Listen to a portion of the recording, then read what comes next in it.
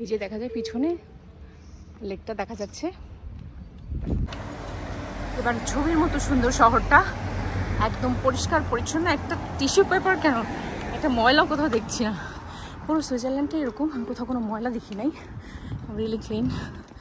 সেটা খুব ভালো লাগে। যে মাউন্টেনের উপরে সব বাড়িঘরগুলো আছে। আমরা এখন যাচ্ছি স্টেশনে, স্টেশন থেকে ট্রেন নেব। ওই যে আমার পিছনে দেখা যাচ্ছে ট্রেনের স্টেশন, এখন আমরা ট্রেনে উঠবো।